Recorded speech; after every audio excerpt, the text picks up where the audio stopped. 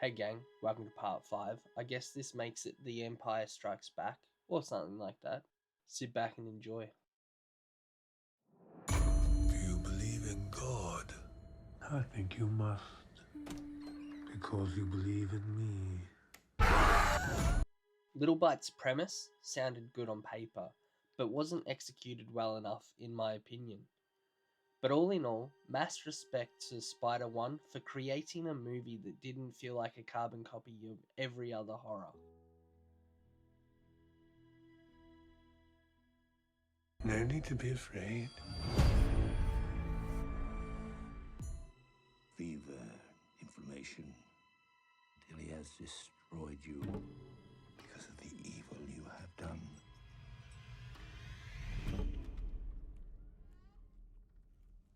Dad?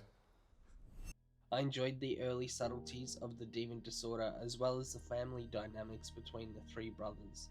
The story offered a lot of promise but ultimately fell flat in my opinion.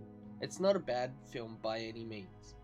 However, just when it began to get interesting, it took a dive. Whether you enjoyed the demon disorder or not, check out Godless, the Eastfield Exorcism.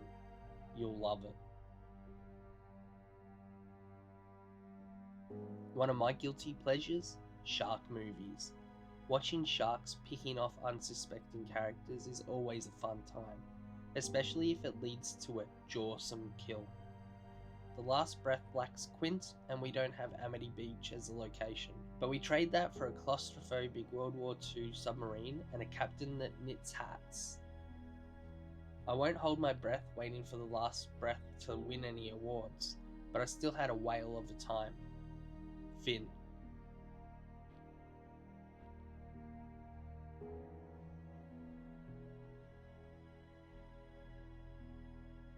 Oh wow, another shark movie. Under Paris is quite easily the best shark film I've seen in recent years. I suppose it's not difficult when its competition includes The Meg and The Black Demon, both abysmal in their own right. Going into this movie, I didn't have high hopes, but I was pleasantly surprised. Besides some occasional cheesy acting, I enjoyed this film quite a bit.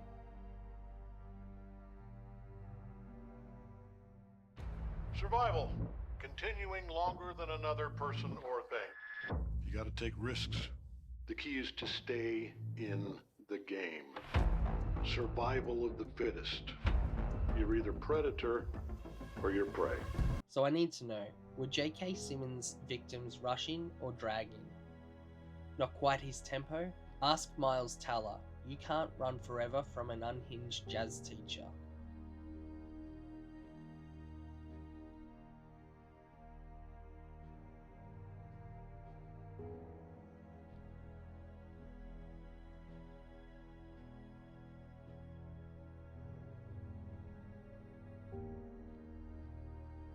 This is the movie that tipped me over. Trap made me realise that M. Night is highly overrated. I'm enjoying the resurgence of Josh Hartnett though, so I'll take it.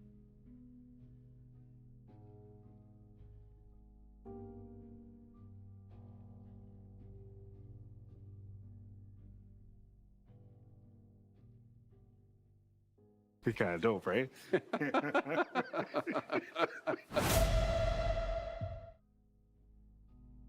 In Subservience, Megan Fox is more than a toy. She's family. I'll admit that Megan did a pretty decent job in this movie. But there were some pretty cringy moments throughout this movie, and I won't be in a rush to add this to my physical media collection.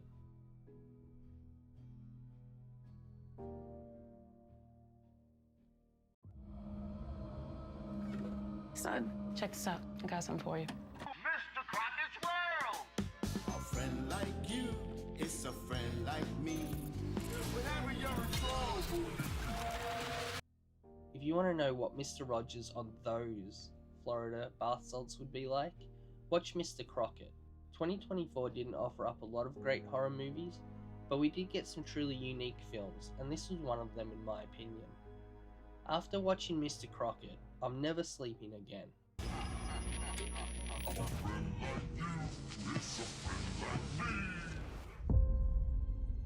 I've been waiting 40 years for this. They called themselves Ghostbusters. According to these hacks, they saved the world. Simply put, Ghostbusters Frozen Empire is Ghostbusters Light. End of story. Sure, you get the iconic characters and the funny cute creatures causing absolute mayhem, but Frozen Empire lacks the heart that the original two entries had. And that's difficult to say, because I love Paul Rudd.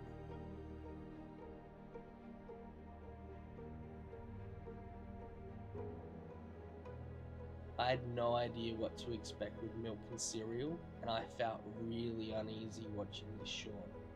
I'll never subscribe to another YouTube channel after watching this. And my recommendation is to go into this movie knowing as little as possible. And please, check the trigger warnings first. Thank you very much for joining us for another part in this series. Please be sure to like, subscribe, comment, and let me know what you think.